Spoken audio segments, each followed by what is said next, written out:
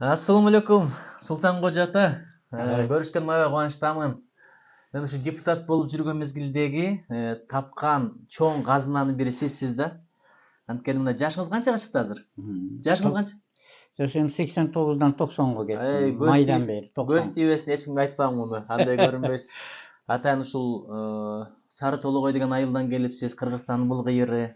Анан эми бул сиз менен сүйлөшүп отурганда ушундай жан дүйнөм байып калат. Санжираны билесиз, Тарыкты билесиз, Нарыкты билесиз, Манасты көп айтасыз. Ата, ден соолугуңуз кандай?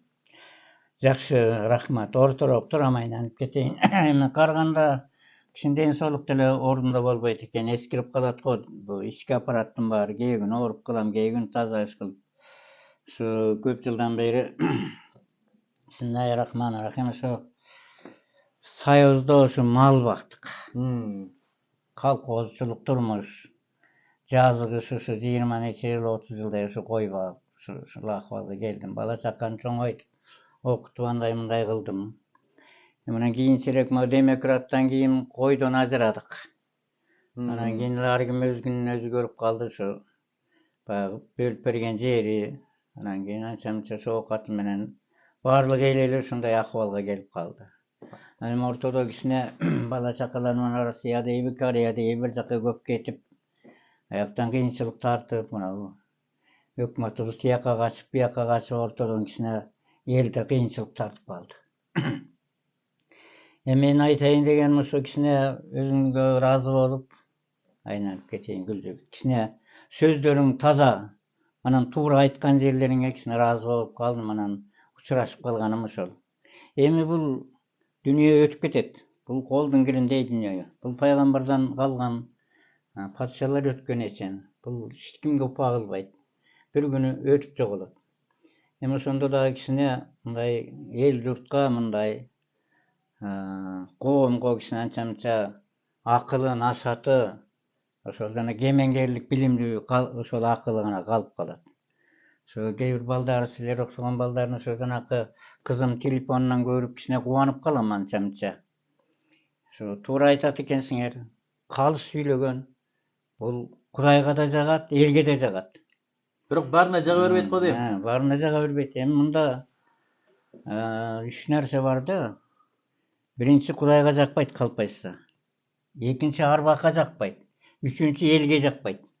Бат эл ороюп чыгып калат, оңурайып, калпы. Калптын казаны кайнабайт, Кудайдын биринчи душманы калп. Ошо калп айтпайт окшойсуңар. Ушунун ыраазы болуп, ушундай балдар көп болсо экен деп. Мен өткөндө өзүңө да бир кичине четин чыгарып айттым го, ошол кыргыз Манастай адам дүйнөдө жок. Ошонун тетиги эстелигин жасап коюпсуңар. Так жанакы тарых музейинин жанына. Ошол Манастын так өзү эмес. Өзүн эми шылдың кылгандай кылып эле бир таякты карматып эле бир атты мингизип бир коюп коюпсуңар. Бул Манастын аты Аккула. Сырнайза ак олпогу бар, үстүнө кийген. Анан Аккулада эмес, Сырнайза ак олпокто эмес, алып кара куш жана касиет колдогондору баары жок. Эми Манас дүйнөдө мындай адам жаралбайт. 40 силтен колдоп, жети олуя жол берген бекер адам эмес. Ошонун эстелигин ошол тетиги жерге эл көрсүн үчүн эми кичине сыйлап коюп койсоңор, мен ойлоймун, тирүү кишинин миңине татыйт мунун арбагы деп. Ушундай анан канча миң жылдан бери айтылып келатпайбы? Андай айтылгандар аз. Эми кийинки учурларда, кийинки убактарда мына демократия болгондо эки жаман нерсе пайда болду. Бири мактай бериш, бири калп айтыш. Ушул бизде ушул ооруп жүрүп баратат. Муну эч ким билбейт экен. Калп менен өтүп баратат. Анан жакындай бир жаман иштер менен дагы алып баратат. Ошо калп, кайбат, ушак адамды куурата турган ушул. Анан өч алуу бирин-бири. Анан кээде ушу телефонуңардан аз көрүп калам. Мындай ылайыксыз сөздөрдү айтат экен кээ бир жигиттер. Өкмөттүн кишиси эмне кишиси экен да билбейм. Эми бул жигит бул дүйнө колдун кири. Аман болгула, эл үчүн жакшы аракет кылгыла, элдин артында калбагыла. Мына башка өлкөлөрдө эле ошол асмандан түшүп жерден чыккан эмес, ошолор адамдар. Ошо туура жетекчи болсо өлкө өнүгө баштайт, жакшы болот. Мурун караганда мына жакшы иштеп, Садыр жакшы иштеп аракет кылып атат го. Бирок кемчилиги да болуш керек. Мен таптазамын деген ант болбойт. Кемчилик өтпөгөн бир эле периште.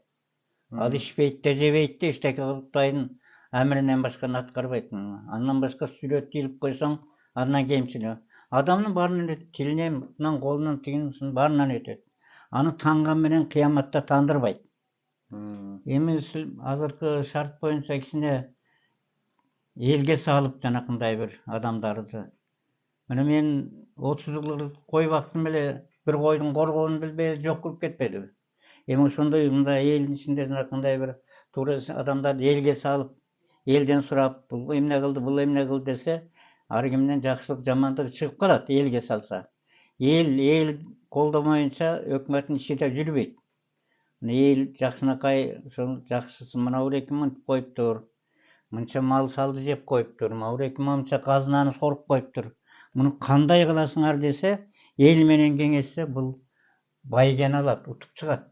Элдин ичинде билимдүүсү бар, жаманы бар, жакшысы бар, эл мындай кылса мындай кылалы деген жерге жетип барат. Анан мен билемге салганда билермандык ал бир Кудайдан башкага жакпайт. Бир Кудай кандай кылам десе кыла алат, ал адам баласынын колунан келбейт эчтеке.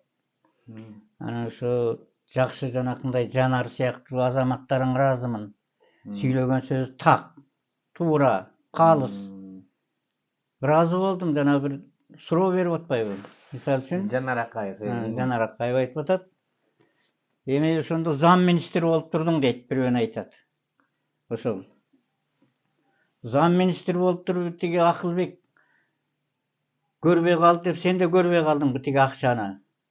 Эмне үчүн ошончого жеткиздиңер дегендей айтты. Мен ыраазы болдум. Бул түшүнгөн бала экен. Жакшаман ар жагын билет экен деп. Негизи акыл керек. Анан кийин мындай тажрыйба керек. Анан кемеңгерлик керек. Анан кемпейилдик, адилет, калыстык. Ушул үчөө утат. Андан башка аралаштырсаң, ал чийке. Чийкет дегенден жаман болуп калат. Ошол үчүн баарыңарга ден соолук тилейм. Баарыңар аман болгула. Ынтымакта болгула. Бириңдикин бириң кечирип, маселени кеге алыш үчүн өчтүк, кастык Кудайга жакпайт. Көрө албастыкчы? Көрө албастык андан жаман. Көрө албастык капырга айлантат. Ошол үчүн жанакындай жаман иштерден кеңешип, акылдашып, баарын эле мен билем деген жаман. Бул мен билемдик эң жаман оору да, оору. Ошо эл менен кеңешип, бир кишинин башына бир кишилик эле мээп атат. Эки кишилик батпайт.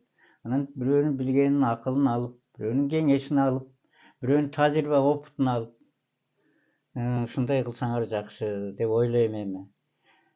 Бир аз наразылык бар да ушул өкмөттүн кадрлары үчүн. Бирок аны айткандын баарын эле алып барып камап ийет деп, камаса камай берсин, мен 90 чыкмай аянат. Мындай сыктасын. Бирок түз жүрсө Кудайга жагат, бир элге жагат, эки өзү үчүн жакшы. Жанкындай кылып эле мындай тиңдей кылып, бул право пайгамбардан калган дүнүйө бул. Эчен патшадан калган дүнүйө, Манастан калган дүнүйө. Ошондон Манасын эстелигин жасап, ошону жакшы көтөрүп, ак куласын мингизип, сын найзасын колуна берип, айбалтаны жанына байлап, алып кара кушту үстүнө коюп, аждаарды жанына коюп, ак олпогун кийгизип, ак куланы мингизсе, бунун арбагы көтөрүлөт дагы бизге, элге жаман болбойт. Мен эми баягы көз ачык бирдеме эмес, мен ушу тажрыйбамда Манастын арбагы турган жер жаман болбойт. Манастын арбагын сыйласаң, 1000 кишиден ашат. Тирүү 1000ден ашып кетет. Баатыр атабыз. Мына дүнүйө элинде Манастай жок. Анан эми ушул Манасы бар эл ыркырашып, тыркырашып, тытышып утушпай, ынтымактуу болуп, билгенин угуп, акылын кеңешин ортого салып, ушундай илгери кандарыбыз чондор деле ушундай болгон экен. Эми баягы күнү жанакы кыяс айтып атат, жанакы бир Молдо Касымовбу? Молдо Касымов тиги Кенен Сарыны өлтүрүп салыптыр Ормон деп. Ормонду биздин көлдө балбай өлтүргөн. Балбай, аны көп историясы бар. Мен ошону бир жазып балага жазып берип, баарын эме китеп кылып чыгарып койдум. Ормондагы тынч жүргөн киши эмес. Мейли атайм, өткөн кеткенди эметпей элем баягы урпактары бар, эл журт бар. Көңүлүнө кетип калбасын. Ошо көлгө барыптыр ал. Көлгө канча миң кишини, жүздөй кишини алып ошентип ошондон чатак болгон. Эми ал өттү кетти. Ата мына кой баккан турбайсызбы? Пайгамбарлардын көбү кой багыптыр. Ушу кой багуудан эмне үйрөндүңүз? Бул жөн кесип эмес дейт да. Эми кой баккан деген бул эң түйсүктүү жумуш болду. Биздин колхоз эми жанакы аркармериnos деп жанакы жүнү жок козуларды туйтай. 2-ден 3-төн туйтту кумулсын, аны өлүп калат деп балаңдан мурун ошо козуга жармашып аттык. Ошону алып калалы. Анан өзүнүн планы бар, 130дан бери, 120, 140тан бери деп ошонун аракетинде жүрүп, айтор буту колдо какшаттык го дейм. Анан эмне үйрөндүңүз ушу? Пайгамбарлар да кой бакканда, койдон баягы малдын сыпаты да адамга өтөт, кой баккан адамдар жөнөкөй болот, койду билген элди билет деген сөздөрдү угуп жүрөм да, ошол чынбы? Чын. Эң жакшы. Кой баккан киши аябай тартиптүү болот. Анан кой баккан киши сыпаа болот. Жулкуну булкунбай. Мына кой өзү да момун неме да. Момун ошондой кыласың. Ошол кээде ошол жанакы бир жакшы эгиз туп тигип кылып берген койлорду сойгондон уялып эме кылчубуз. Ой бул керек тиет деп. Эми койду эми бала чакабызды бактык, окуттук. Ошонун алган тыйынып тыпырыбыз менен жакшылыкка жетип аттык, семизин союп жеп аттык, арыгына иш кылып бир мындай өтө жулкунбаган тартипке келтирет экен кой. Тыныч жүрөсүң, кагынып учунбайсың, жылкы окшоп качып кетпейт, уя окшоп сүзгүлөбөйт. Ушундай бир жакшы мал да бул эми, адамга жакын. Береке бар. Береке бар, сүйкүмдүү мал. Ошону дагы бир 20 канча жыл бактым. Уюнда бактым, айтор жалайын кылдым иш кылып. Ошондон анча-мынча пенсияга чыктым, ошентип келатам, тырмышып келатам. Демократия заманында эмне кылдыңыз? Сизге бул замандын өзгөчөлүктөрү кандай болду? Ошо 20 жыл дейсиң? Эстер урагандан кийин койлор калбай калды. Анан эмне кылдыңыз? Ошо койлор эми ал союз тарап кеткенден кийин эле быт болуп эле талап тулап эле баарын жок кылды го эми. Бир Кудай өзү көрүп турат эми. Ушу 60 миң кой бар эле, ошонун бир корголун бербей эле жок кылып, кимиси алып, кимиси койгондо билбей. Түптө ошончо кой бар беле? 60 миң кой болду. Кочкорун өзү эле бир 3-4 миңдей кочкору бар. Ошол тууту 45 короо болчу, 50 кой. Ошолорду багып жүрдүм эми. Андан кийин ана мечиттегисине намаз окуйм, каарытып калдык эми. Деп тырмышып ошо мечитте, ошо кичинемде бир 2-3 жашымда ошо 2-3 жыл ошо молдекелерден дин сабагын окугам. Кайсы жерде окудуңуз эле? Кытайда. Биякта жок эле да. Биякта дин сабагын окуп анан ошо биякта кишилердин баары билбейт экен көбү. Анан ошо Куранды окуймун, анан тиги айылга имам болдум 2-3 жыл. Районго имам болдум бир 10 чакты жыл. Районго болуп аттым. Анан тиги казыятында иштедим. Биякта чубактар менен да, мураталылар менен да иштеп ошо эме болуп аттым, комиссиясына кошуп койду мени. Эми дин жагы биздин убагыбызда азыркысын билбейм, бир тиенге залал албаган түз убак болчу. Ошо жетим жесир, ушундай жана колунда жоктор, ошо Ак Сууда бир жетим балдар бар экен, жылда ошол жака барып акча, тиын, мал салдын баарын берип аттык. Ошо телевизорго тартып эсен тартты. Ошондой кылып аттым. Анан жашымдан ошо күлүгат чаап жүрдүм. Ошонумда көп кой берген жокмун. Жашымдан бүркүт салдым. 70 жыл бүркүт куш салдым. Мүнүскөр болчумун, аябай. Мойтаке 40 жыл салыптыр, мен 70 жыл салдым, 65 жыл. Тиги Меңмурат деген киши 40 жыл салыптыр бүркүттү, мен 60 жыл. Былтыр мурдагы эле көтөрө албай калып кой бердим. Бул көтөрүш керек да, ал чоң да. Ошону 60 жыл көтөрүшүң. 2-3 бүркүт турчу үйүмдө. Түлкү алчу элеңиз, калтар. Түлкү баарын эле. Карышкырга кезиге албай койдум. Кашкулакачы? Кашкулакка кезиктим. Эми анан чыгып берген жок, болбосо карышкырлык бүркүттөрдү алып жүрдүм. Ал эми түлкү пүлкү анысын койбойт. Ушундай ошол мүнүскөрлүк жагындагы бир китеп кылып жазып атам. Анан кийин ошол тынч кабынып учунбай тартип сактап жүрдүк. Атабыздын энебиздин алып берген аялын алдык. Сүйүп күйүп өлүп кеткен жокпуз. Эне атанын гана тартибинде жүрдүк да. Азыркыларга эмне десем, азыр сүйөм, күйөм, ата энеси айтса болбой эле мына үйлөнөм деп атат. Ошолорго кандай кеңешиңиз бар? Эме бул эне атасы ыраазы болбосо нике өтпөйт анан. Бекер. Анан эне атасы да ыраазы болуш керек, өзүлөрү да ыраазы болуш керек.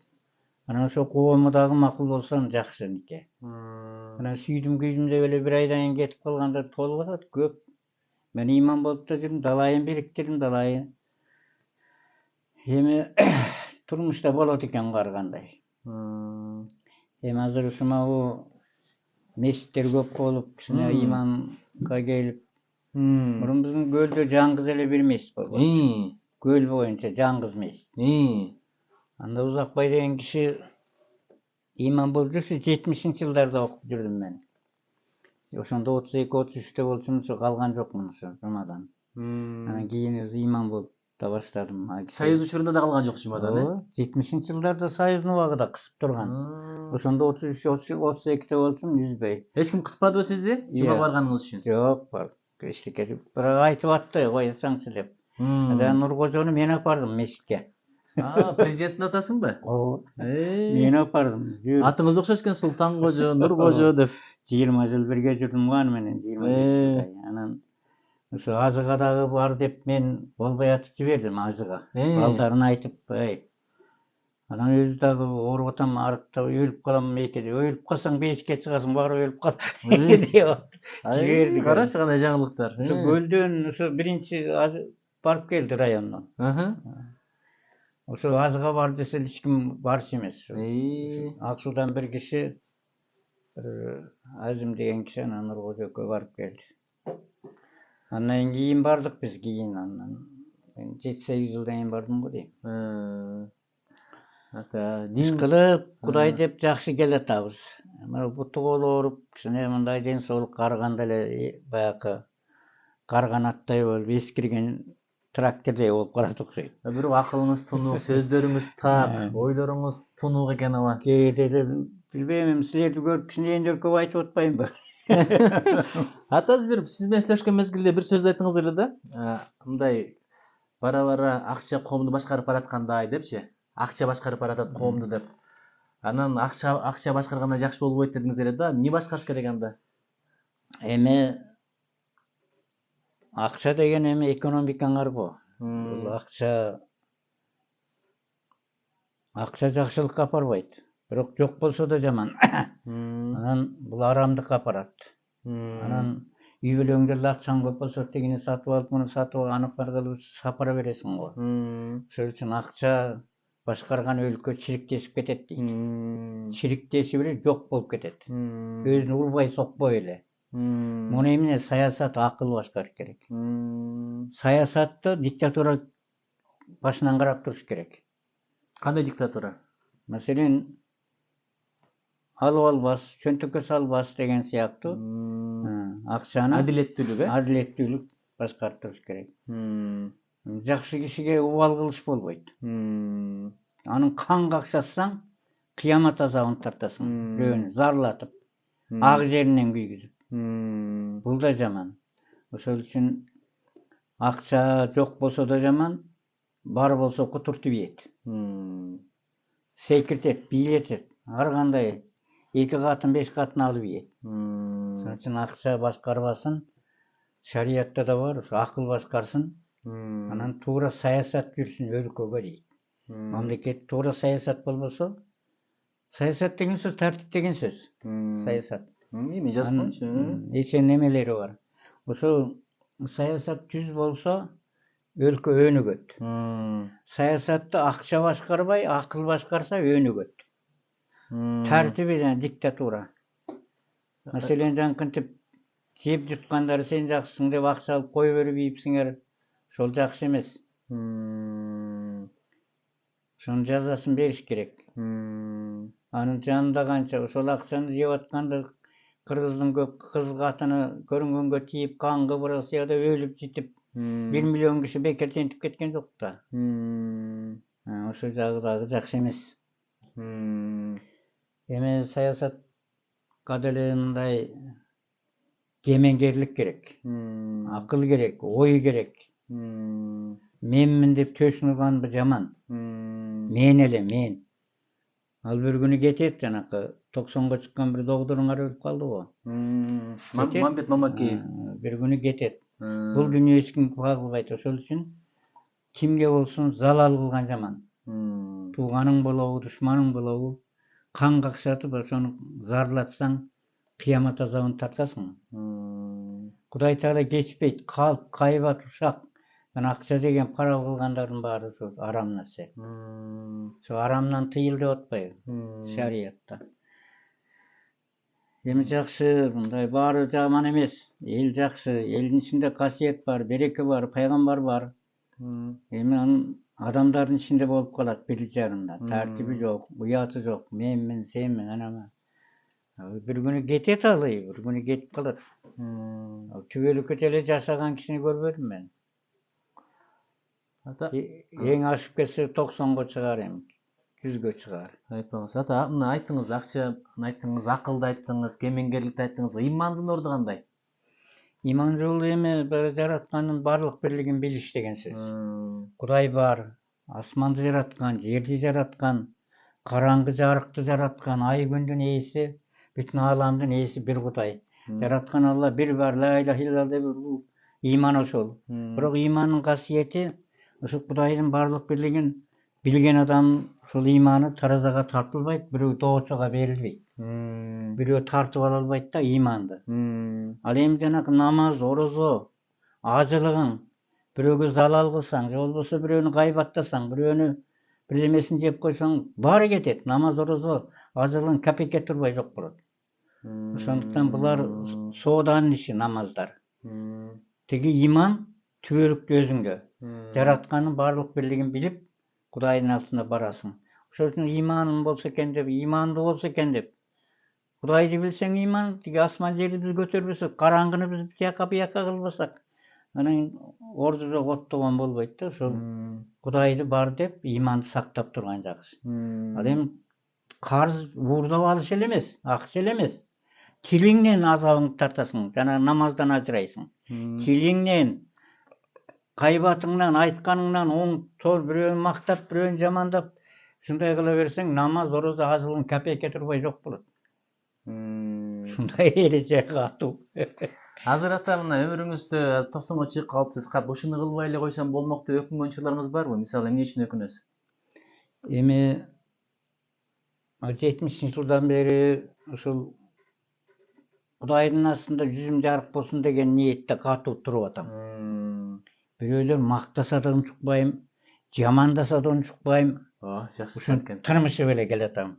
Эми бул ар кандай пенделик, кемчиликтер болот да. Эми өкүнүп мындай эле эметип кеткен жокмун, ушу кичине аз турмушта болот экен ар кандай.